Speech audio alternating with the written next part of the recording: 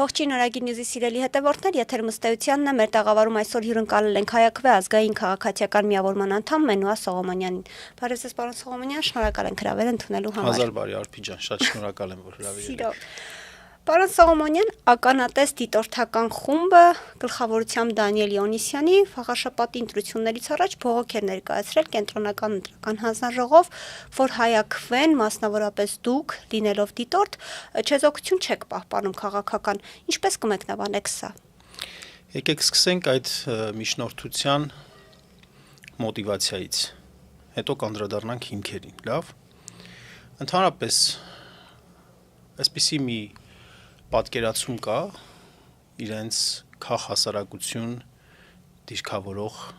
տարբեր խմբերի մեջ, որ քաղհասարակությունը ինչ-որ պետք է միատեսակ լինի։ Օրինակ չի կարող քաղհասարակության ներկայացուցիչը լինել ազգայնական։ Եվ երբ որ հանդես են գալիս տարբեր խմբեր, ովքեր աշխարհայացքային, աշխարհաքաղաքական նաև ընկալումների առումով իրենցից տարբերվում են եւ չեն կիսում են կարծրատիպերը, որոնք որ իրենց մոտ են արկա, իրենք մտածում են, որ իրենց հացին վայիս են լինում, իրենց հացը գողանում ենք եւ դրա համար ոչ մի տեսակ ոնց որ տարածքի պաշտպանություն է տեղի ունենում, կռիվ է տեղի ունենում, որ չեն թողնում, որ այլ միավորներ, ովքեր որ իրենց նման չեն մտածում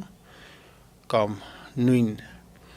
աղբյուրների չեն ֆինանսավորվում, իրենք պետք է չլինեն քաղաքացիական հասարակություն։ Հայաքվե ազգային քաղաքացիական միավորումը կուսակցություն չէ։ Հայաքվե ազգային քաղաքացիական միավորման մի շարք հանրային դեմքեր, այո, ունեն ընդգծված քաղաքական վարք, խոսույթ, գաղափարներ, մոտեցումներ, որոնք արմատապես տարբերվում են։ Բայց քանի որ Հայաքվեն կուսակցություն չէ, ինքը ավելին է քան կուսակցությունը եւ ավելին է քան հասարակական կազմակերպությունը, ինքը քաղաքացիական միավորում է։ Եվ ինքը ունի լիարժեք եւ ռեսուրսներ եւ հնարավորություններ եւ մոտիվացիա եւ հիմքեր անելու այն գործառույթներ, ինչ որ անում է քաղաքացիական հասարակությունը։ Եվ պատահական չէ, որ մենք այս վերջին 1.5 տարվա ընթացքում հատկապես մեծ թվով դիտորդներ ենք պատրաստել, ովքեր որ հաջողությամբ հանդես են եկել 2023 թվականի սեպտեմբերին տեղի ունեցած Երևան համայնքի ընտրություններին, 25 թվականի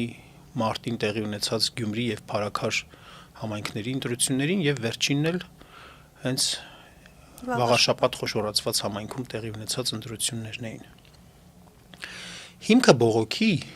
մեր խոսույթն է։ Մենք ընդգծված, մենք ասելով Հայաքվե քաղաքացիական միավորման այն անդամներս, ովքեր որ հանրային են, հանրային դեմքեր են, հարցազրույցներ են տալիս, ակցիաներ են իրականացնում, ընդդիմադիր ենք մենք։ Մեր մեջ կան մարդիկ, որ ոչ թե բոլորն էլ ընդհանուր առմամբ ընդդիմադիր հայացքներ ունեն, բայց մեծամասնությունը մեր միավորման իրենք ակտիվ հանրային դաշտում հանդես չեն գալիս։ Գաղափարական առումով նույն դաշտի մեջ ենք։ Բայց մեր գործողությունները, որ ընդդիմադիր այսպես հիմքերի վրա են խարսխված, իրենց թվում է կողմնակալություն, կողմնապահություն։ Եթե ասեմ բացարձակ սուտ է այդ ամեն ինչը, չէ, իրենք ունեն այդ իրավունքը։ Ունեն իրավունքը մտածելու, որ մենք քաղաքականապես չեզոք չենք։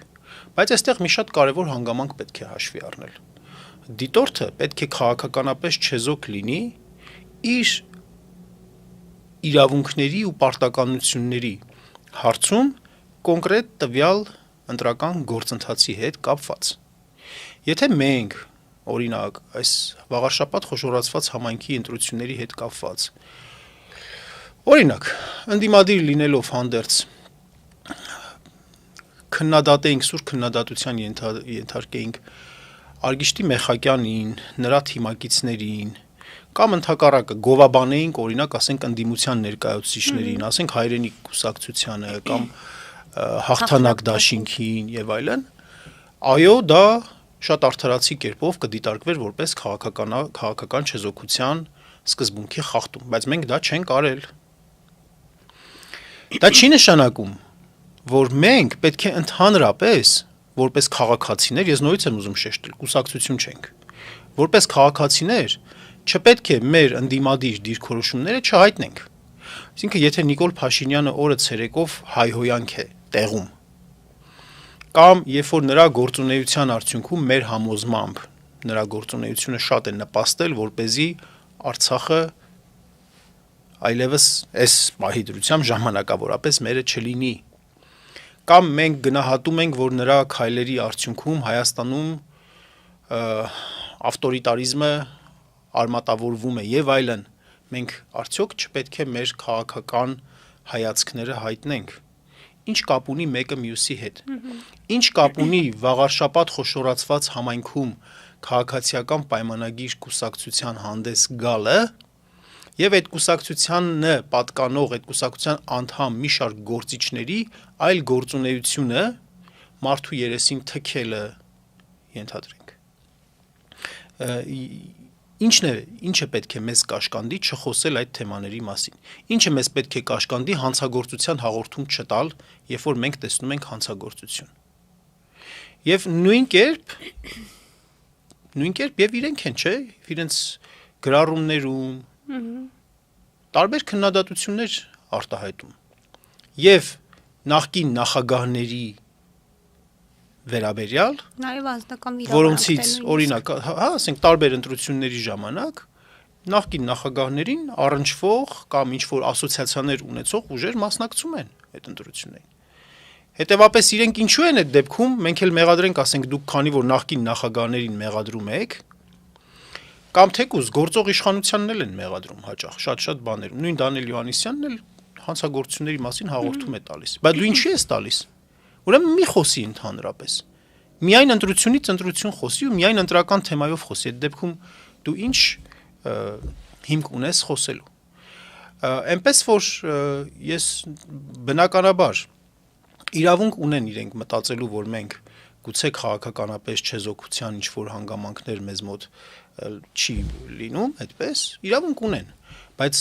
պետք է այդ պարագայում, երբ որ տարընթերցումներ են, տարընկալումներ են առաջանում, դրա լավագույն լուծման ձևը օրենք կարդալն է։ Ընտրական օրենսդրությունը, երբ որ կարդում ես դիտորդի իրավունքների եւ պարտականությունների մասին եւ դրան համադրում ես հայաքվե ազգային քաղաքացիական միավորման անդամների վարքը, տեսնում ես, որ այստեղ իրական լուրջ ինչ որ հակասություններ չկան։ Ինչ տեղի ունեցավ վաղարշաբաթում նոյեմբերի 16-ին։ Սպասում էիք, որ իշխանությունը կհաղթի։ Սպասում էինք, որ իշխանությունը կհաղթի, անկեղծ ասած։ Հիմա ինձ համար մի փոքր տեսեք, դուք ձեր հարցը տվեցիք եւ մի փոքր դժվարություն է առաջացել բառերը ընտրելու հարցում, կարողանալու քաղաքացիականի եւ քաղաքականի սահմանը պահելու հարցում։ Մտածում ենք, որ իշխանությունը կհաղթի, որովհետեւ դրա հիմքը այն էր, որ վերցրեցին եւ միավորեցին Խոյ համայնքը եւ Վաղարշաբաթ համայնքը։ Վաղարշաբաթ համայնքում իրենք ունեցան պրավալ, տապալում, իդեմս նախկին քաղաքապետ Դիանա Գասպարյանի եւ ակնհայտ էր, որ այստեղ եթե լինեին ընտրություններ, իրենք պարտվելու էին։ Դրա համար վերցրեցին եւ երկու համայնքները միավորեցին։ Այդ միավորման մեջ մենք չտեսանք որևէ հանրային շահ, որևէ վերլուծություն, որևէ հիմնավորված պատճառաբանություն, ինչու միավորվեցին այդ երկու համայնքները։ Կար այդպիսի պահանջ։ Էջմիածին քաղաքի բնակիչների մոտ կար պահանջ, որպեսզի իրենց միավորվեին Խոյ համայնքի գյուղերը։ Հակառակը Խոյ համայնքի գյուղերի բնակիչների մոտ կար այդպիսի պահանջ, որպեսզի միավորվեին Էջմիածին քաղաքի եւ Ոսկեհատ գյուղի հետ միասին։ Ես մինչեւ ընտրությունները, մինչեւ քարոզարշավը այցելել եմ բոլոր գյուղերը, բոլոր, եւ Էջմիածին քաղաքում, եւ մարդկանց հետ պատահական մարդկանց հետ զրուցել եմ, եւ հարցրել եմ, եղել է այդպիսի պահանջ, դուք դրել եք այդպիսի պահանջ, ձեր բարեկամները, հարևանները,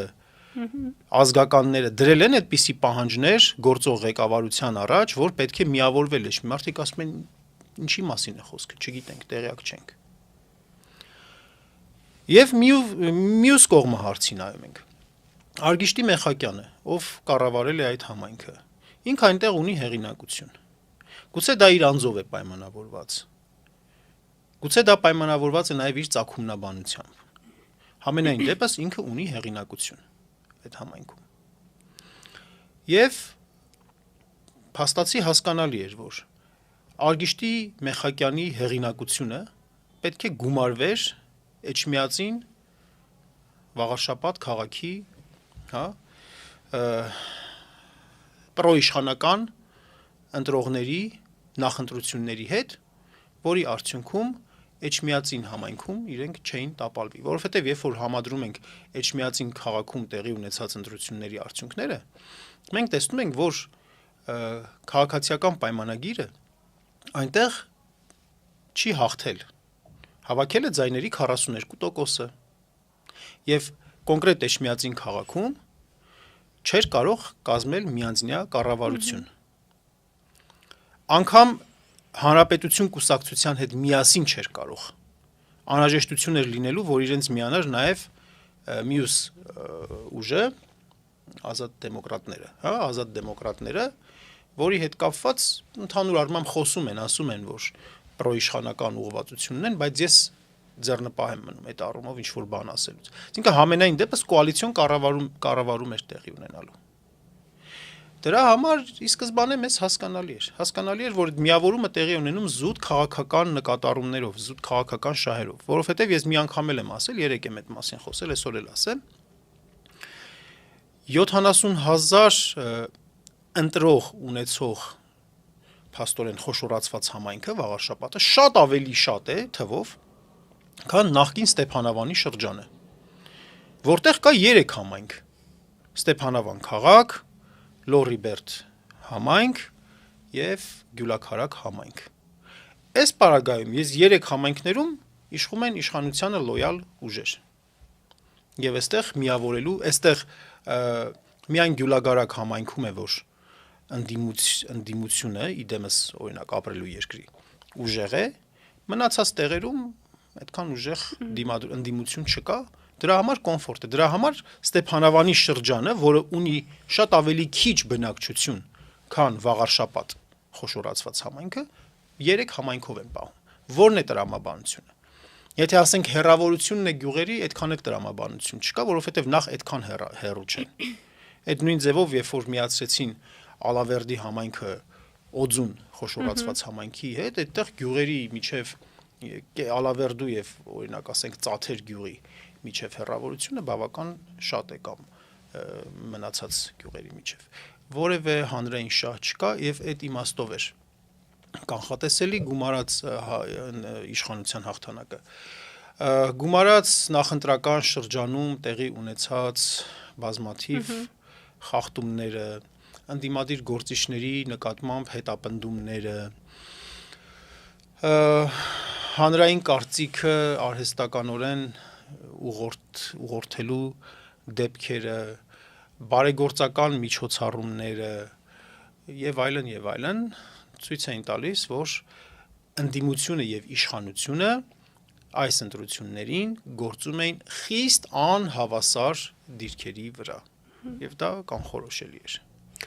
Դուք ամենամեծ դիտորդական առաքելության մաս եք։ Ինչ խախտումներ եք արձանագրել Վաղարշապատում եւ արդյոք դրանք որոշիչ դեր ունեցան արդյունքների վրա։ Լավ։ Մեր արձանագրած խախտումները ավելի շատ վերաբերվել են ընտրությունների նախապատրաստության շրջանին։ Հենց միավորման հանգամանքը, որը որ արհեստական գործընթաց է, բայց որը որ արվել է օրենքի շրջանակներում, սա է ամենամեծ խնդիրը, որով Արգիշտի Մեխակյանը դարձել է Էջմիածին քաղաքի եւ Ոսկեհատ գյուղի ժամանակավոր կառավարիչ։ Եվ այստեղ նա լծակներ է գործադրել։ Այստեղ նա ունեցել է այդ վարչական ռեսուրսը կիրառելու հնարավորությունը։ Որովհետեւ եթե օրինակ ասենք քաղաքապետի կամ ԺՊ-ի պաստառները փակցնելու, հանելու գործով զբաղվում է աշխատակազմը, սա արդեն իսկ պրոբլեմատիկ է։ Միախառնվում է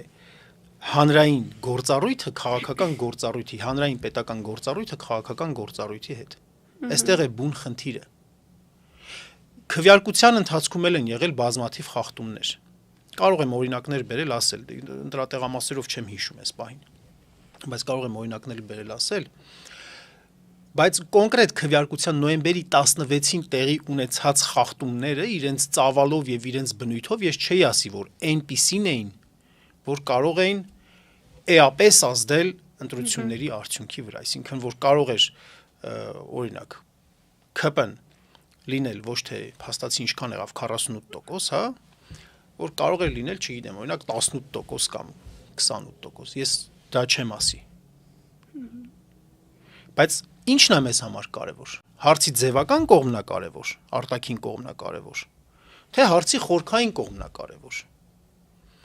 Մեզ համար արդյոք տեսանելի է այն վարչական ռեսուրսը, որ գործադրվել է։ Մի մասը տեսանելի է, մի մասը տեսանելի չէ։ Քվեարկությունը ընտրությունների այն քվեարկություն եւ ընտրություններ այդ երկու հասկացությունը իրար հետ հարաբերակցում են այնպես, ինչպես այսբերգի երևացող գագաթը եւ չերևացող հատվածը։ Երևացող հատվածը փոքր հատվածն է, չերևացող հատվածը մեծ հատվածն է։ Այս է որ այստեղ քաղաքական մշակույթի, քաղաքական կոռուպցիայի խնդիրն է ակնհայտ։ Եվ ոնց եղավ, որ նախընտրական շրջանում սկսում են ասֆալտապատման, բարեկարգման, շինարարության աշխատանքները ինտենսիվանալ։ Ոնց է լինում, երբ որ մարդիկ, եւ սա ոչ միայն այս ընտրությունների վերաբերյալ, Երևանի ընտրություններին էլ եմ ես հիշում ես նույն բանը։ Մարդիկ շրջում էին, Տիգրան Ավինյաններ օրինակ ասենք կամ չգիտեմ, թաղապետերը գնում էին, ժողովրդին հարցնում էին, ինչ կա, ինչ խնդիր ունեք, ասում են, այստեղ բարեկարգ չի։ Հանձնարարություն անմիջապես տալիս է, ասում է գնացեք բերեք բարեկարգեք, իսկ այդ հանձնարարություն տվողն էլ, հանձնարարություն կատարողն էլ, այդ ասֆալտ փռողն էլ, այդ մուրճով ու բանով աշխատողն էլ, դրանք կուսակցության ակտիվիստները չեն։ Դրանք աշխատակազմի ներկայացուցիչներ են, երբ որ ասում ենք վարչական ռեսուրս, հենց այդ վարչական ռեսուրսը պոզով պոչով չի լինում։ Հենց այդպես է տեղի ունենում։ Ինչ վերաբերում է քվեարկության օրվա խախտումներին, ամենաակնառու խախտումները ուղղորդման կուտակումներն էին եւ կուտակումներով տեղի ունեցող ուղղորդման դեպքերը։ Այսպես կոչված կուճկաներով կանգնած էին,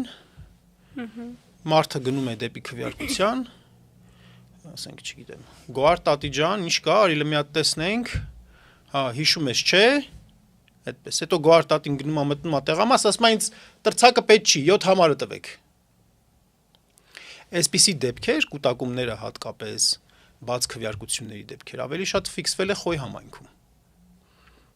որտեղ Արգիշտի Մեխակյանը կամ քաղաքացիական պայմանագիրը հավաքել է ավելի շատ ձայն։ Եթե Խոյ համայնքում միայն տեղի ունեն այն ընտրությունները 17 գյուղերում, կհավաքեին 59%։ Եթե չեմ սխալվում, 59%։ Բացի դրանից ուրիշ խախտումներ են տեղի ունեցել, ինչպես ասացինք, ուրեմն բաց քվեարկության դեպքերն է եղել, շատ ժամանակ տրցակները տրվել են, որտեղ որ ոչ բոլոր քվեաթերթիկներ են եղել, տրվել են, երբ որ միևնույն քվեաթերթիկից մեկից ավելի է եղել, եւ այլ այդպիսի խախտումներ։ Պետք է արդարության համար ասել, որ լցոնումներ մեր դիտորդների կողմից չեն գրանցվել, քվյա տուփի գողանալու դեպքեր չեն գրանցվել, դիտորդներին ծեծելու դեպքեր կամ հանձնաժողովի անդամներին վստահված անձանց ծեծելու դեպքեր չեն գրանցվել, բայց այստեղ մի հատ վերապահում էլի անենք, որովհետև այս իշխանության ներկայացուցիչները միշտ սիրում են, բան նախկինում, եկեք արդարության համար ասենք, որ այդպիսի կոպիտ ընտրախախտումների ցիկլից Հայաստանը դուրս է եկել մինչև Նիկոլ Փաշինյանի կառավարման ժամանակը։ 2017 թվականի ընտրությունները խորհրդարանական բոլորն էլ ընդունել են եւ օրինակ հենց այդ ընտրությունների ժամանակ այդպիսի կոպիտ խախտումներ, դեպքեր ես չեմ հիշում, որ գրանցված լինեին, համենայն դեպս աղմուկ չի եղել այդպիսի։ Դրա համար եմ ասում, որ կոնկրետ քվեարկության օրվա հետ կապված շատ լուրջ խնդիրներ մենք չենք տեսնում, բայց քվեարկության օրվա խախտումներն էլ եւ հատկապես նախընտրական շրջանն էլ ցույց են տալիս ազատ, արդար, հավասար, թափանցիկ ընտրություններ անցկացնելու կամքի բացակայությունը։ Պարոն Սողոմոնյան, եւ ամփոփելով վաղաշաբաթի ընտրությունների թեման, ձեր գնահատմամբ ընդդիմությունը մեղավոր է վաղաշաբաթում ձախողման համար, օրինակ լավ չաշխատեցին, ճիշտ չաշխատեցին, սխալ օրակարգ վերեցին, ինչ այն չարեցին։ Ընդդիմությունն էլ է մեղավոր։ Մենք էլ ենք մեղավոր, բոլորս էլ մեղավոր ենք, այսպես կարելի է ասել, այո։ Հիմա օրինակ հաղթանակ դաշինքը ես կարծում եմ, որ ընդհանուր առմամբ հաշվի առնելով այն անհավասար վիճակը, բավական արդյունավետ աշխատանք է տարել։ Եւ կոնկրետ Էջմիածին քաղաքում եւ Ոսկեհատ գյուղում ինքը հավաքել է 38.5% ձայն։ Ընդհանուր առմամբ 31 ու քանի տոկոս ձայն է հավաքել։ Բայց եկեք չմոռանանք, որ պայմանները խիստ անհավասար են եղել։ Մայր Հայաստան կուսակցությունը հիմնվել է գերազանցապես այն գյուղերի վրա, որտեղ որ ցուցակի առաջատարները եղել են գյուղապետեր։ Մյուս համայնքների վրա աշխատանքի ազդեցությունը տեսնում ենք, որ այդքան էլ չի եղել։ Դե հիմա ասենք մեղավոր են, որ այդքան ռեսուրս չեն ունեցել, գուցե մեղավոր են։ Հայրենիք կուսակցությունը ընդամենը երևի մի 60, ձայնի տարբերությամբ չի հաղթահարել անհրաժեշտ շեմը։ Չնայած եթե լինեին ընտրությունները Էջմիածին քաղաքում, իրենք էլ կհաղթահարեին այդ շեմը։ Գիտեք, այստեղ հարցի մի քիչ ավելի խորքային հանգամանքին էլ է պետք անդրադառնալ։ Այո, բոլոր ընտրություններում, երբ որ ընդդիմությունը պարտվում է, ընդդիմությունը ունի իր մեղավորությունը։ Այդ մեղավորության կողմերից մեկը այն է, որ մարդիկ հաճախ ընդդիմադիր տարբեր տրամաչափի առաջնորդներ ամբիցիաները գերադասում են պետական շահերից։ Չեն ուզում դուրս գալ կաղապարված, կարծրացած տարբեր մոտեցումներից։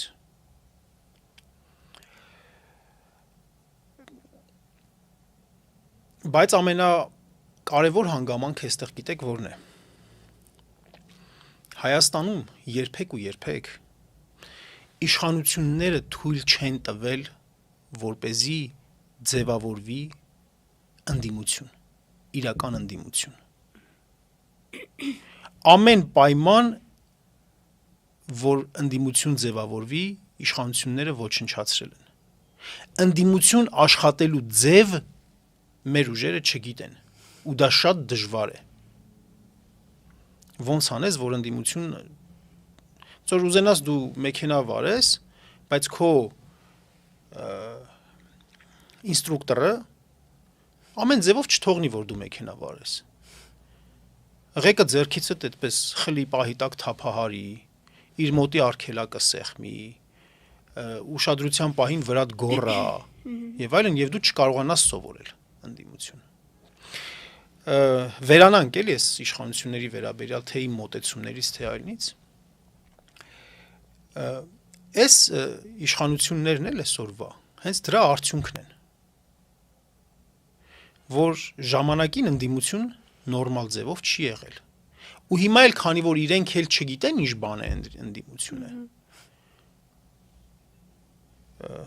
Չգիտեն չէ, լավ։ Իրենք էլ չեն թողնում, որպեսզի լինի իսկական ընդդիմություն։ Ով հայտ է ներկայացնում, այդպես փորձում են փչացնել։ Ամենակեղտոտ գործիքներով փորձում են փչացնել։ Այդպիսի իրենից լուրջ հայտ ներկայացրած ուժ կամ առաջնորդ չկա, որին չեն ուզեցել փչացնել։ Չեն թողնում որ լինի։ Ես կարծում եմ, որ սա շատ խորքային հարց է, եւ սրա վրա պետք է մտածի եւ հանրությունը եւ չձևավորված էլիտան, որ անհրաժեշտ է պայմաններ ստեղծել, որպեսզի լինի իսկական ընդդիմություն, որ այդ ընդդիմությունն էլ թողնի, այսինքն այդ ցիկլը տեղի ունենա, քանի դեռ ամեն գնով ինստիտուցիոնալ առումով ջախջախվում է ընդդիմությունը, հնարավորինս փորձում են ջախջախել, վատաբանել, ամեն ինչը մտցնել նախկին ներկա դիխոտոմիայի մեջ, այսպիսի վիճակ է լինելու։ Դա նշանակում է, որ իշխանափոխություն իհարկե լինելու է,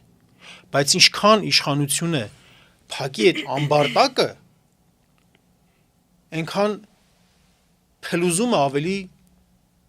ծանր ու դաժան է լինելու։ Ամբարտակը ի վերջո փլուզվելու է։ Պետք է բացել այդ ամբարտակը, թողնել, որ ջուրը հոսի եւ իր բնականon հունով ընթանա։ Երբ որ անընդհատ ամրացվում է ամբարտակը, ջուրը ի վերջո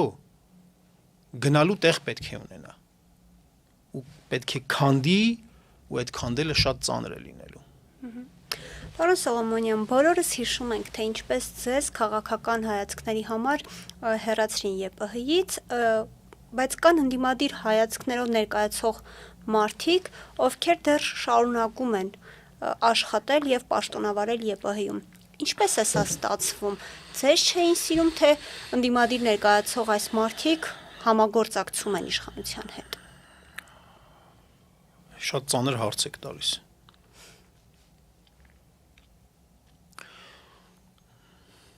Ծանր հարց եք տալիս եւ ես չեմ ուզի մեղադրել ինչ որ մեկին։ Չեմ ուզի մեղադրել, որովհետեւ երբ որ հիմա սկսենք մեղադրել, սկսենք եղած թույլ ընդդիմությունն էլ անվանապես կպնելով ջարդել, ես դրանից չեմ շահի։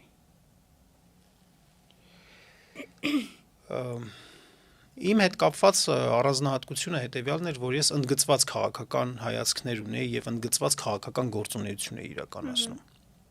Ես ուզում եմ հիշեցնել, որ ես միակը չեմ եղել։ Ինձ հետ նաեւ Աբրահամն է Գասպարյան ազատվել։ Խաչիկ Գալստյանը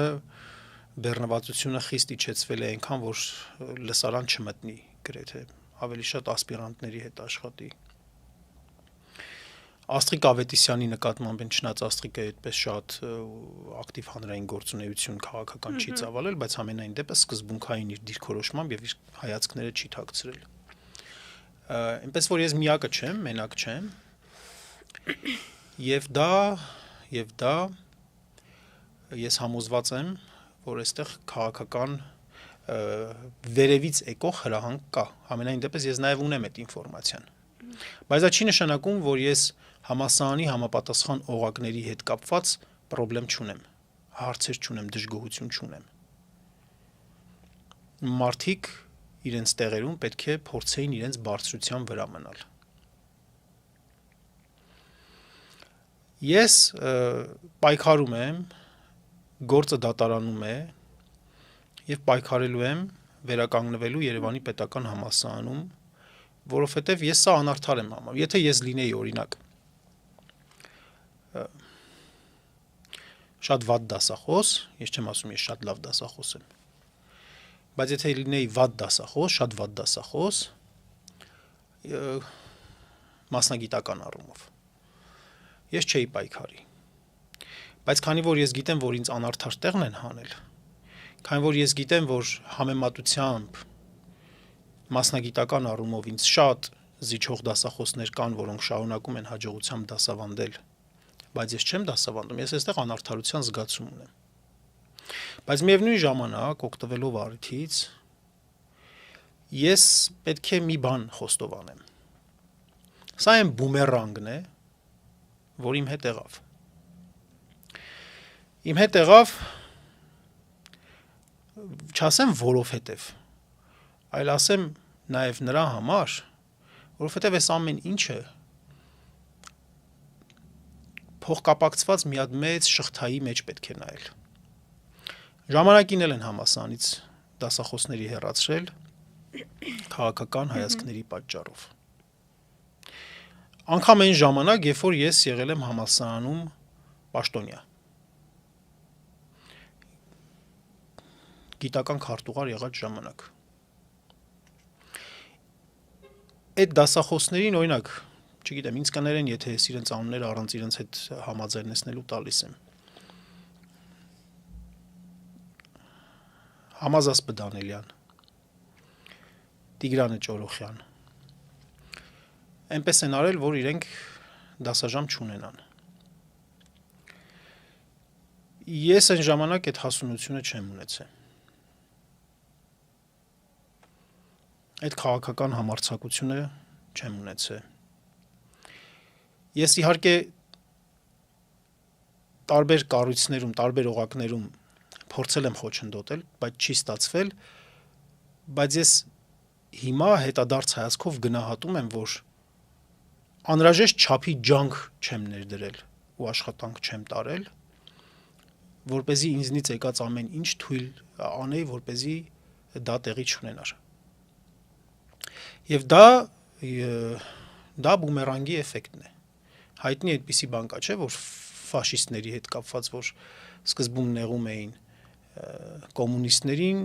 չէի խառնվում, որովհետև կոմունիստ չէի, հետո սոցիալ-դեմոկրատներին չէի խառնվում, որովհետև սոցիալ-դեմոկրատ չէի, հետո հրեաներին չէի խառնվում, որովհետև հրեա չէի, հա։ Հիմա ես այս ամեն ինչին նայում եմ իմ անձից վերանալով։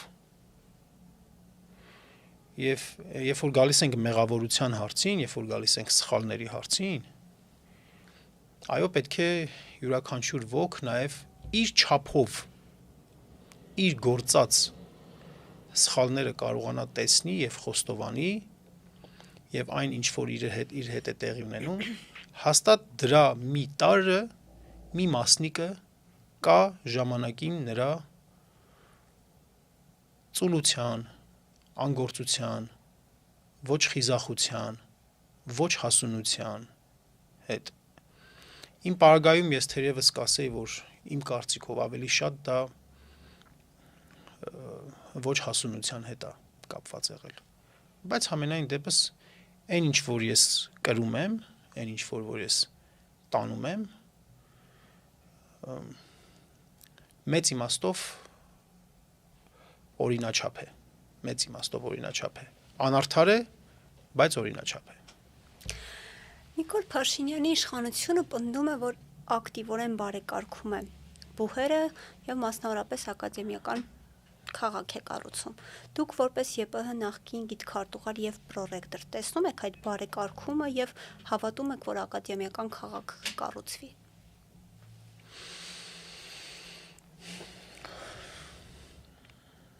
Անկեղծ ասած չեմ տեսնում։ Դա իրոք չեմ տեսնում։ Տեսեք, ես ինչքան անկեղծ եմ խոսում։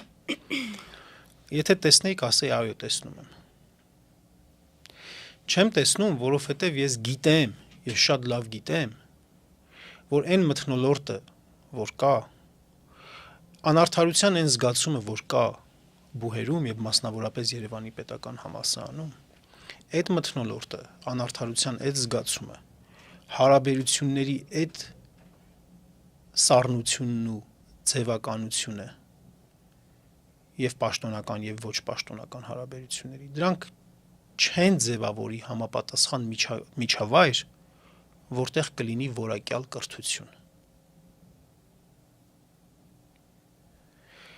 Ի վերջո այդ բուհը ենթակառուցվածք չի միայն։ Բուհերի հավատարմագրման, ինստիտուցիոնալ հավատարմագրման չափանիշների մեջ ենթակառուցվածքը եւ ռեսուրսները 7-րդ չափանիշն են։ Այո, 7-րդ չափանիշն են։ 10 չափանիշի մեջ 7-րդն է, եւ այդ պատահական չի, որ 7-րդն է։ Դա ցույց է տալիս, որ դրանք ամենակարևորը չեն։ Այսօրվա իշխանությունների քաղաքականությունը կրթության մեջ եւ բարձրագույն եւ հանրակրթության մեջ հիմնականում շեշտադրում է այն հատվածը, որը որ տեսանելի է եւ շոշափելի։ Չնայած այդտեղ են տապալվում։ Պուպուշ դպրոց կառուցել։ Թեև 300 դպրոցից մինչև հիմա, որ մի քանի ամիս հետո ժամկետը լրանում է, 300 դպրոց ծրագրի, կարծեմ 59 է այս պահին կառուցվել։ Այդտեղ են իհարկե ձախողում։ Բայց հենց ամբողջ խնդրը նրանում է, որ իրականությունը ցույց են տալիս կեղծված ձևով։ Գովերքված իրականությունը ասֆալտով չի չափվում։ Գովերքված կրթությունը չի չափվում կամավոր ատեստավորում անցնող ուսուցիչների բարձր աշխատավարձով։ Ես Քավլիցի։ Մենք որ լինենք իշխանություն, բոլոր ուսուցիչների աշխատավարձն ենք բարձրացնելու։ Ու այո, կամավոր ատեստավորում էլ է լինելու, վերապատրաստումներ են լինելու, բայց այստեղ մենք բովանդակության վրա պետք է շեշտադրումը դնենք։ Ոչ թե որ ուսուցիչը գնա, անգիր անի, այդ անգիր արածը պատմի, կամ որ տնօրենը գնա, չհասկանա ոնց գրի ռազմավարական ծրագիր, որովհետև ինքը չի ուսուցանվել, փողով կամ չգիտեմ ինչով, ծանոթներով մարդ մեջ գցի, գրել տա, տանի ինչ որ մի ձև ծանոթներով պաշտպանի, այս ձևականությունների խնդիրն է, որ թղթի վրա ինչ որ բարելավումներ են տեղի ունենում, ենթակառուցվածքներ են ինչ որ բան անում, հա, լաբորատորիաներ եւ այլն եւ այլն։ Բայց ընդհանուր առմամբ կոմպլեքս երբ որ դիտարկում ենք, չկա դա։ Եվ հարցը բուհերին էր վերաբերվում։ Բուհերը միշտ եղել են եւ պետք է լինեն ազատամտության օջախներ։ Երևանի պետական համալսարանը միշտ եղել է ազատամտության օջախ։ Խորհրդային տոտալիտարիզմի շրջանում է եղել ազատամտության օջախ։ Եվ մարդիկ դրա համար իրենց կյանքով են վճարել։ 37 թվականի ընթացքում, 36-38 թվականների ընթացքում Մայրբուհը 8 ռեկտոր է փոխել։ Մարդիկ իրենց ամեն ինչով են այդ ամեն ինչի վրա վճարել։ Աճարյանի պես հանճարեղ մարդու են հեռացրել գործից։ Հիմա այս մթնոլորտը, այս պայմանները, որ արկա են եւ անդրադառնում են այդ մարդկանց վրա, այդ մարդիկ ճնշված են։ Այդ մարդիկ ամեն մեկը մենակ է իրեն զգում։ Բուհում։ Պաշտպանված չի զգում, գիտեք ինչու։ Եվ առաջ ես հիշում եմ, Սերժ Սարգսյանը, երբ որ հոգաբարձուների խորհրդի նախագահ էր ու գալիս էր համալսարան, կամ այդ կապակցությամբ, կամ երբեմն ասենք պաշտոնական ինչ որ ընդունելության կապակցությամբ ուղեգորգ էին փռում բանին, այդ աստիճանների վրա, դա օրինակ թեմա էր դառնում։ Գիտխորհրդում շատ տաք քննարկումների, շատ թեժ քննարկումների թեմա էր դառնում։ Ինչի պետքա այդ ուղեգորգը փռվի։ Ես չեմ ասում լավ էին անում կամ վատ էին անում։ Համենայն դեպս ես արձանագրում եմ, որ դա թեմա էր դառնում։ Այսօր երկրի ղեկավարը հայհոյում է, բայց ոչ մի թեմա չի դառնում։ Կամ այդ ամենամեղմ բանն եմ ասում, կամ այլ բազմաթիվ անարդարություններ են տեղ ունենում։ Այդքան քաղբանտարկյալներ են լինում, այդքան հեռացումներ են լինում, նույն բուհից, նույն Մայրբուհից։ Ես կներեք, ամբողջ համասան ինձ ճանաչում էր, այնպես բան չէ, էլի, այդպես ասել։ Շատ այդ բողոքը եղավ, ասենք, անհատական ինչ-որ բաներով, դրսևորումներով կամ առանձին մարդկանց ելույթներով։ Եվ այլն, բազմաթիվ այլ դեպքեր։ Այնպես որ ես նաև չեմ տեսնում այդ բարելավումները մասնագիտական առաջընթացի տեսանկյունից չեմ տեսնում։ Շոշափելի որևէ բան չեմ տեսնում, որովհետև եթե օրինակ որակյալ մասնագետներին հանում են, ով պետք է ապահովի այդ մասնագիտական առաջընթացը։ Ես չեմ ասում ովքեր որ հիմա մնացել են բուհերում անորակ են, Քավլիցի չեմ ասում, բացարձակ չեմ ասում։ բայց ոչ տեսնում եմ իրական վերապատրաստումներ, ոչ տեսնում եմ ուսանողության հետ ամեն դեպքում ես կապը պահում եմ։ Չկա, մարդիկ չեն ասում, որ գիտես, ինչ որ բան կա, էլի առաջընթաց կա։ Ձևական կողմին, երբ որ շեշտադրումները չլինեն, այլ լինի իրական բովանդակության վրա, որը որ մարտահրավերային է, որը որ խնդիրներ է առաջացնելու, բայց իշխանությունը չվախենա դրանից, մտնի այդ ամեն ինչի մեջ, որը որ կարող է նաև իր իշխանությունը արժենալ, այդ դեպքում կփոխվի, բաներ կփոխվի, իսկ այն քաղաքական ուժը, որը որ միշտ իր իշխելը գերադասում է պետության լինելուց, երբեք չի հաջողելու։ Այսինքն չի հաջողելու ինչ իմաստով, չի լինելու իր ժամանակ զարգացում որևէ։ Պարոն Սողոմոնյան, 2 ամիս առաջ ազգային ժողովն ընդունեց բարձրագույն կրթության եւ գիտության մասին օրենք, որը բազմաթիվ փոփոխություններ է ենթադրում ոլորտում։ Ու եթե 2019-ին սա մեծ ալեկոծությունների ալիք էր բարձրացրել, հիմա բոլորը լուռ են։ Ձեր գնահատմամբ ինչով է պայմանավորված այս լռությունը։ Որովհետեւ մարդիկ իրենց մենակ են զգում։ Որովհետեւ չգիտեն ոնց անեն, որ խոսեն այդ մասին, ոնց կազմակերպվեն, որ խոսեն այդ մասին։ Դրա համար այդպես մտել են մի հարմարվողականության, անտարբերության, մեկուսացման, հուսահատության, ինչ որ մի վիճակի մեջ են մտել մարդիկ ու չեն ուզում խոսել, չեն ուզում քննարկել, չեն ուզում պայքարել այդ ամեն ինչի համար։ Այդ է հիմնական պատճառը, այնքան ստրեսները, որ եկան, այդքան աղետները, այդքան անցուդարձը, այս ամեն ինչը մարդկանց շատերի մեջ այլևս կոտրել է էնտուզիազմը, պայքարելու մղումը, ցանկությունը, էներգիան, եւ մանավանդ որ վստահությունն էլ է խաթարվել, բարոյա հոգեբանական մթնոլորտը վատացել է եւ վստահությունն էլ է խաթարվել մարդկանց մեջ, իրար ներել չկարողանալու, իրար հետ չերկխոսելու հանգամանքները։ Այդ ամեն ինչը չի թույլ տալիս, որ համասարանական համայնքը նորից դառնա համայնք, կուռ համայնք։ Ու այս իշխանությունները հենց դա են անում։ Որ գալիս են գալիս է Փաշինյանը մտնում է Երևանի պետական համալսարան ու Պալյանների դահլիճում իրական Հայաստան է կարդում, որի գաղափարախոսությունը չի կարող ընդունվել համալսարանականների կողմից։ Համալսարանականները մերժում են դա։ Բայց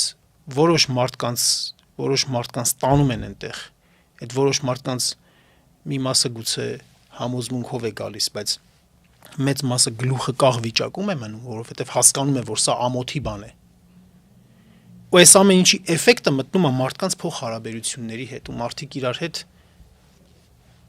մենակ կենցաղային գուցե թեմաներով են խոսում։ Իրար հետ սիրտները չեն դատարկում, չեն խոսում, որովհետև կամ մեղադրում են իրար, կամ վախենում են խոսել։ Եվ դրա արդյունքում են, որ ասում են, այսքան բանն եկավ գլխներից են, որ մի հատ ժողովրդական խոսք կա, ջաղացի ու չախչախի մասին մի խոսքով։ Դրա համար այդ բողոքը չկա, այդպես։ Բայց դրա վերջն էլ կգա, էլի կամաց ցիկլերը այդպիսին են, էլի անկում վերել, կանկում վերելք։ Հունվարից փաստացի գիտությունների ազգային ակադեմիան լուծարվում է։ Ինչու ոչ մի ծպտուն չենք լսում այս մասով։ Սուտ կլինի որ ասել ոչ մի ծպտուն չենք լսում, լսում ենք իհարկե, բայց աղմուկ չենք լսում։ Մեր շատ գիտնականներ, ակադեմիայի աշխատակիցներ խոսում են։ Լիլիթ Արզումանյանն էլ է խոսում, Աշոտ Մելքոնյանն էլ է խոսում են մեր մտավորականներից, ամենայն դեպս ես մարդիկ գիտեմ, ովքեր որ խոսում են բողոքում են, դժգոհում են։ Բայց այստեղ նույնպես թվում էր, թե այստեղ շատ վատ է, շատ ավելի վատ է։ Տևես մարդիկ հատկապես ակադեմիայի նախագահությունը, հատկապես առաջացած տարիքի մեր գիտնականները, ովքեր որ հարգանք ունեն, աստիճանների են ինչ-որ հասել, կարծես թե պետք է իրենք կարողանային էլի դուրս գալ,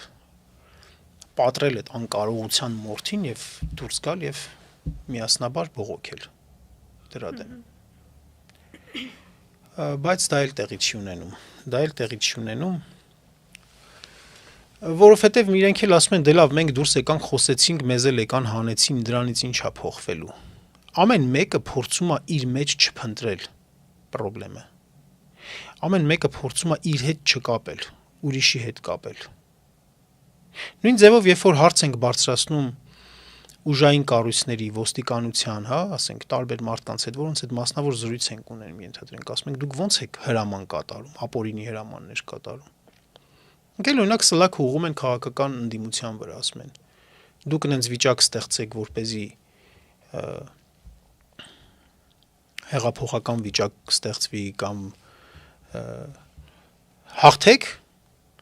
մենք էլ չենք բանանի։ Ոչ ոք չի ուզում իր մեղքը ընդունել։ Ոչ ոք չի ուզում պատասխանատվություն վերցնել։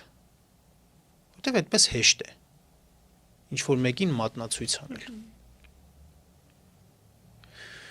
Դա դժվար է իսկապես պատասխանատվություն վերցնելը, դժվար է անկեղծանալը, անկեղծորեն խոսելը։ Եվ դրա օրինակը պետք է որ ցույց տար իշխանությունը եւ Նիկոլ Փաշինյանի, գիտեք, ամենամեծ վնասներից մեկը որն է։ Որ ինքը այդպիսի համընդհանուր համազգային ոգևորության պայմաններում դարձավ երկրի ղեկավար, ու այդ արդարության այդ մեծ պաշարը ջարդ ու փշուր արեց։ Որ ինքը պատերազմից հետո պետք է ընդուներ, ոչ թե արդարանար։ Ես պատասխանատու եմ, բայց մեղավոր եմ, ես հրամանատար չեմ, բայց ֆասիլիտատոր եմ, չգիտեմ ինչ եմ եւ այլն եւ այլն։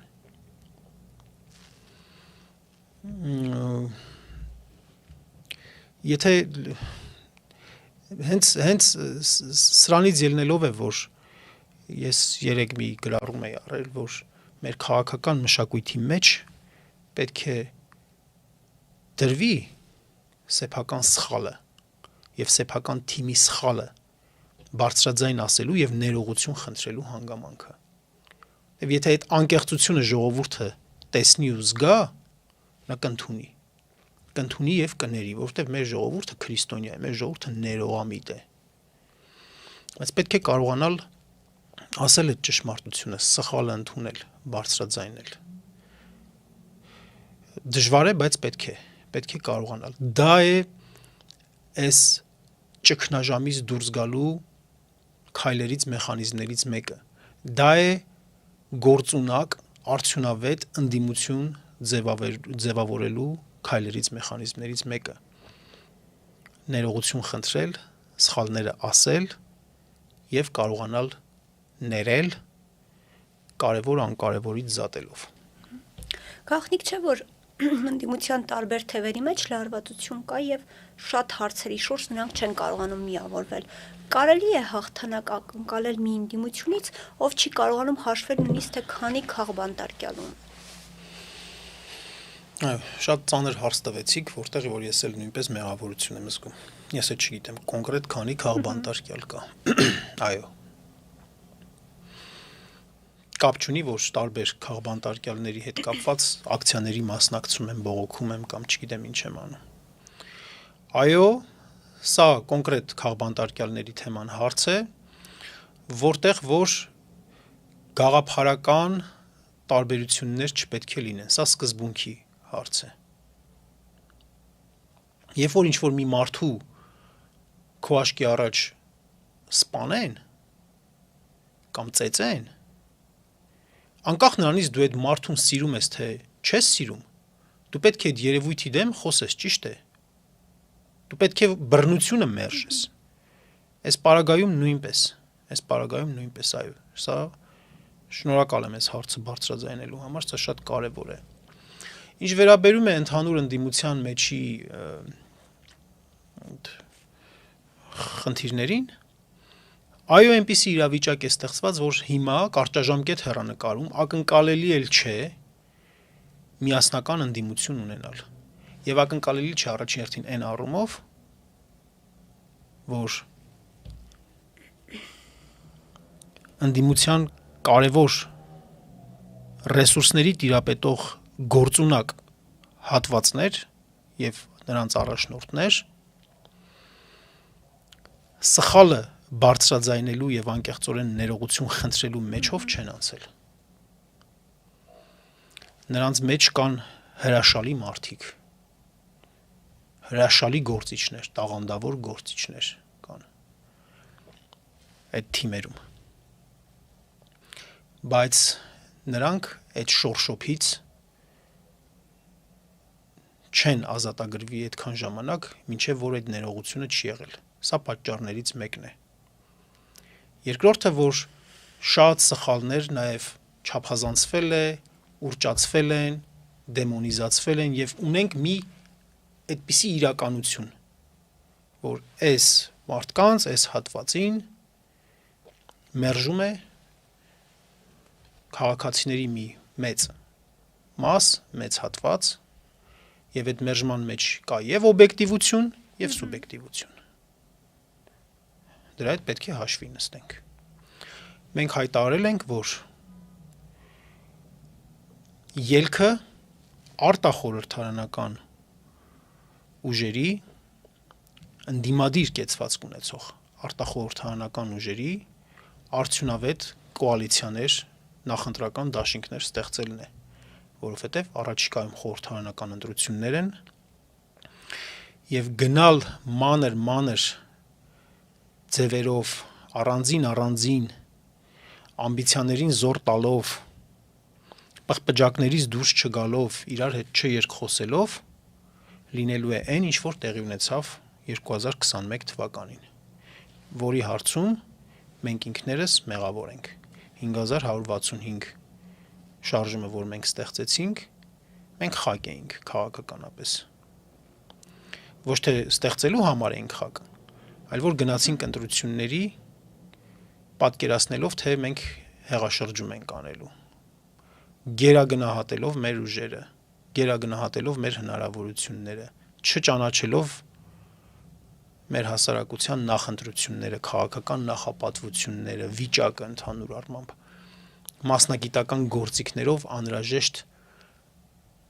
ճանաչողական քայլերը չանելով, անհրաժեշտ հետազոտությունները չանելով։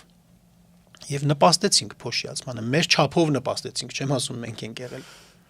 մեր նման շատերն են եղել, փոշիացրեցինք։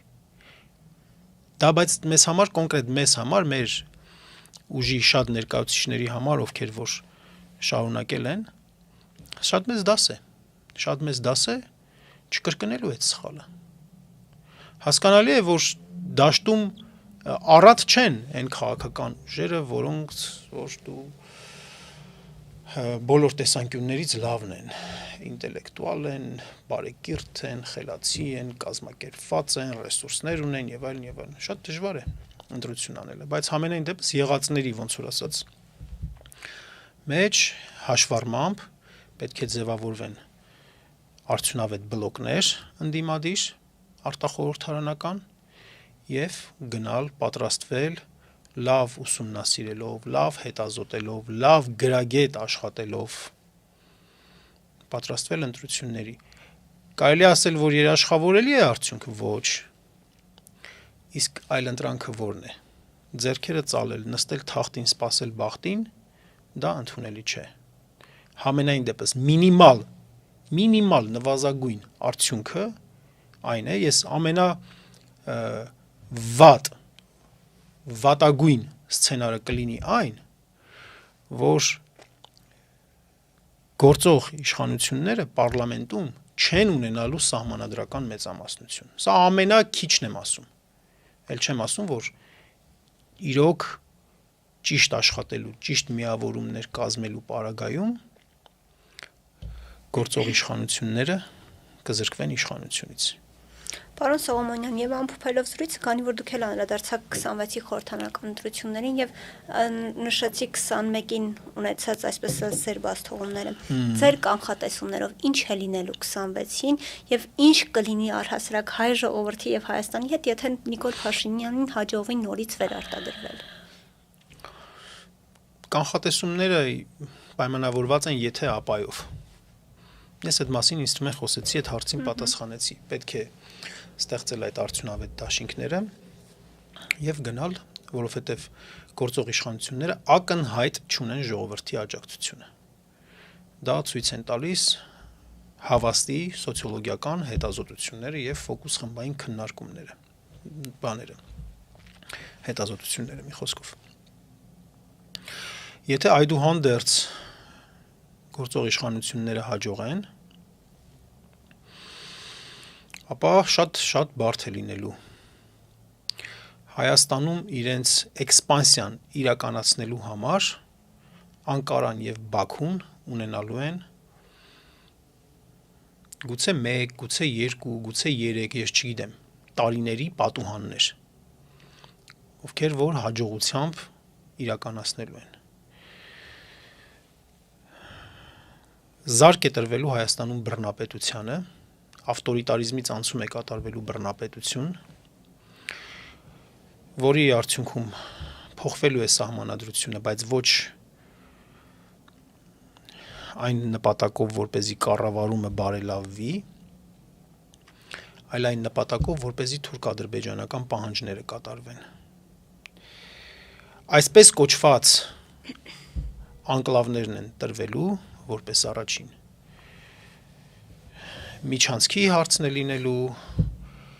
ադրբեջանցիների գալու հարցն է լինելու, բոլոր այն պահանջները, ապառազմականացման հարցն է լինելու, բանակ չունենալու հարցը, բոլոր պահանջները, որոնք տանելու են հայոց պետականության վերացում, դրվելու են եւ արվելու են հետեւողականորեն։ Սա է մեզ սպառնալու։ Կարող ենք ասել, որ պետությունը կործանվելու է, ոչ, կամ այսպես հարցին պատասխանեմ։ Գուցե համազգային ճիգով հետո հնարավոր կլինի գուցե նորից ինչ-որ ձևով, շարժումով, բանով փոխել իրավիճակ։ Հնարավոր է, բայց համենայն դեպս այս ընտրությունները տալու պարագայում շատ կորուստներ են ունենալու։ Բոլոր առումներով շատ մեծ կորուստներ են ունենալու։ Շատերս բանտերում կարող է լինենք։ Իսկ գուցե կարող են լինել այնպիսի իրավիճակներ, որ անգամ Փաշինյանի հասցեին կատակ անելը կարող է արդեն քրեորեն հետապնդելի արարք դառնա։ Ես ուղղակի չեմ ուզում պատկերացնել, բայց լիահույս եմ, որ չի լինի այդ վիճակը։ Դրա համար պետք է այս ամիսներին գերմարտկային ճիգեր գործադրել, որ դա չլինի։ Շնորհակալ եմ, պարոն Սողոմոնյան։ Շնորհակալ։ Իմ հյուրն էր Հայաքվե ազգային քաղաքացիական միավորման անդամ Մենուա Սողոմոնյանը։ Կհանդիպենք։